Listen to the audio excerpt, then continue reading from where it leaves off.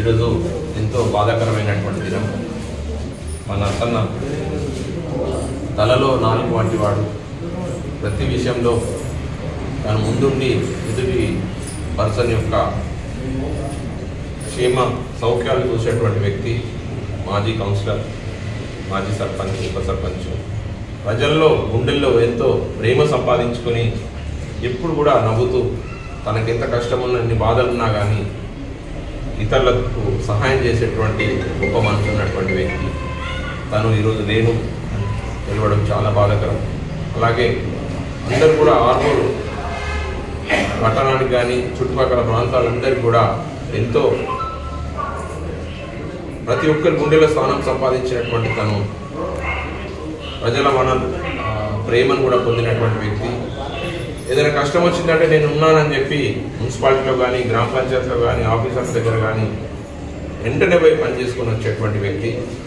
ప్రజా జీవితంలో ఒక మంచి వ్యక్తిని కోల్పోయిన బాధ మా ఐఆర్ ఫౌండేషన్ తరఫున ఈరోజు ఇక్కడికి వచ్చినటువంటి పెద్దలందరూ, మా రామ్ గారు కానీ, మా తమ్ముడు రమేష్, గంగాధర్ అన్న, మన రేంజర్ అన్న, వాళ్ళ బాబుకి, వాళ్ళ కుటుంబ సభ్యులందరికీ కూడా ప్రగాఢమైనటువంటి సానుభూతిని తెలియజేస్తున్నాను.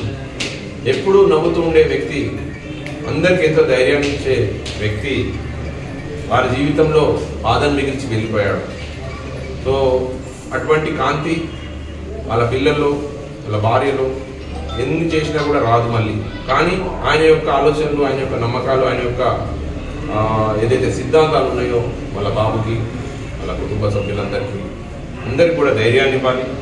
అలాగే ఆయన లేని లోటు తీర్చలేనిది, కానీ మేమందరం కూడా వీరందరి పట్ల ఎంతో ప్రేమగా ఉంటాం. తప్పకుండా ఏ పనైనా కానీ ఇక్కడ ఉన్నటువంటి అన్నలందరూ కూడా ఆయన అంటే ఎంతో ప్రేమ.